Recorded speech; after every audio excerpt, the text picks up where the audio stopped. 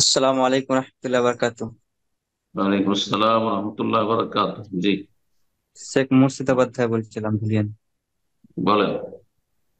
শেখ, আমার প্রশ্ন হলো যে যেগুলা ইজতেহাদি মসলা, যে যোগ্য আলেম যারা মতবিরোধ করেছে, তো ওই সব কথাগুলা মানে বলছি যে কিছু আমল গালা করবো ভাবছি কিনা। তো যারা আম পাবলিক সাধারণ মানুষ আছে তারা বলছে কোনো আলেম আলেমের কথা শোনা যাবে না, যে দলিল লাগবে। দলিল কোরআন আয়াত দিবে, তারপর কথা শোনা যাবে, কোনো আলেমের কথা শুনবো না। তাই এই বিষয়ে জানতে চাইছি, যে কোনো ইজতেহাদি মসলাতে মানে মানে ইজতেহাদি মানে যে মতবিরোধ যা আছে। জি জি জি, ঠিক আছে, বুঝতে পেরেছি প্রশ্ন। কোরআন এবং হাদিসের দলিল লাগবে, কথাটি ঠিক। কিন্তু কোরআন হাদিসের দলিল মানে এই নয় যে এই স্পষ্ট একটি আয়াত এই বিষয়ে লাগবে, হাদিস এই বিষয়ে লাগবে, না হলে আমি মানি না। তাহলে বিড়ি, সিগারেট, জর্দা, তামাক হারাম, তো কোরআন হাদিসে কোনো দলিল খুঁজে পাবেন না। কথা বোঝা গেছে? আসলে আমাদের দেশের মানুষরা তিন অক্ষর পড়লেই মনে করে যে ব্যাস বুঝে নিছি। এই ভাই, শরীয়তের যে একটা ফিকহ জ্ঞান থাকতে হবে, আর তারপরে শরীয়তের কিছু মৌলিক নীতিমালা আছে, তো এগুলো বিষয়ে বুঝতে হবে। এই জন্য তো উসুল ফিকহ, হ্যাঁ, মুস্তালাহুল হাদিস, হাদিসের কায়দা কানুন, তারপরে ফিকহের কায়দা কানুন। উসুল ফিকহ কেন? শুধু ফিকহ কেন পড়ানো হয় না? উসুল ফিকহ পড়া যেতে হবে। ফিকহার কিছু উসুল কাওয়াইদ রয়েছে, সে কাওয়াইদ গুলো অবশ্যই মৌলিক নীতিমালাগুলি সামনে রাখতে হবে।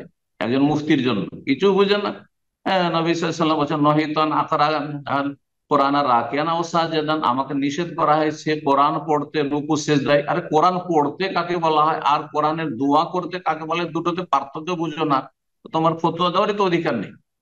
এতটুকু যখন দিনের ফিকহ নেই, তোমার জ্ঞান নাই, তোমার ফতোয়া দেওয়ার মোটেই যোগ্যতা নেই।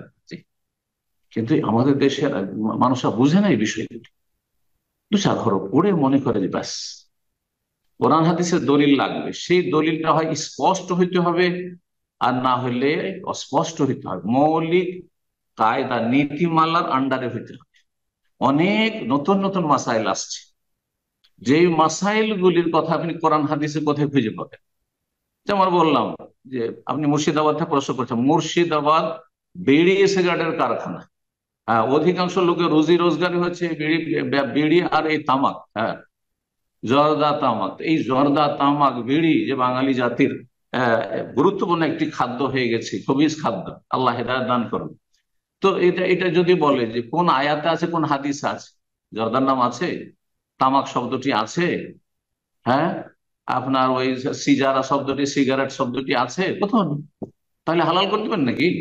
আল্লাহ হেদায়েত দান করুন। খাবাইশ তো আছে না, তৈয়বাত আছে, মৌলিক নীতিমালা আছে শরীয়তের, যে আল্লাহ রাব্বুল ইউহিল্লু লাকুমুত তাইয়্যিবাত ওয়া ইউহাররিমু আলাইকুমুল খাবাইস, কুলু মিন তাইয়্যিবাতি মা রাযাকনাকুম, তাইয়্যিবাত গুলি খাও, খাবাইস খেও না।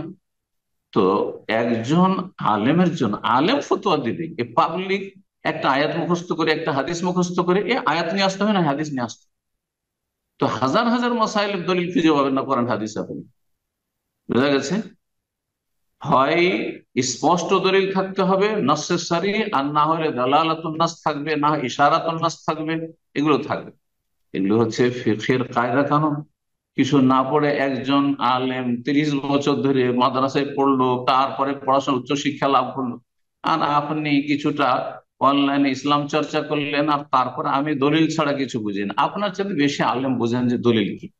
ইজতিহাদি মাসাইলও দলিল আছে, কিন্তু মৌলিক নীতিমালা আছে।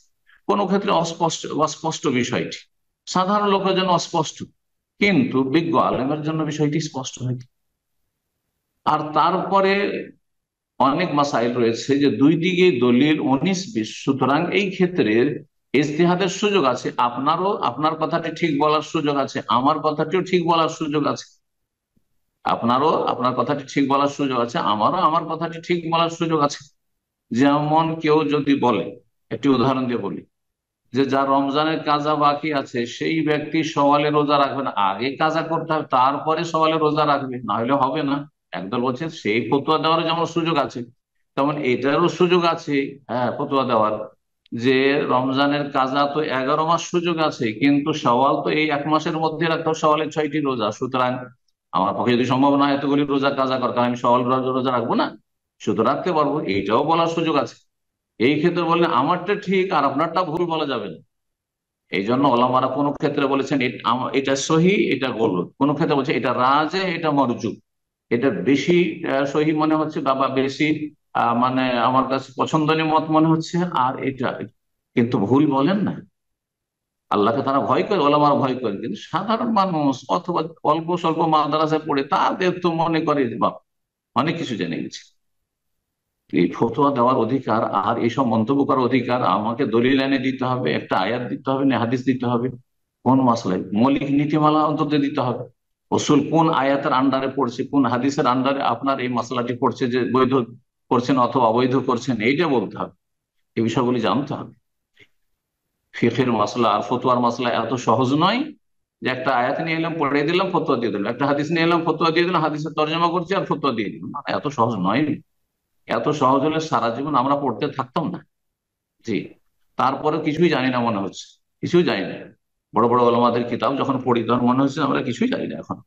আল্লাহ আকবার। আল্লাহ নিজের অবস্থান বোঝার তৌফিক দান করে। বারাকাল্লাহ ফিক।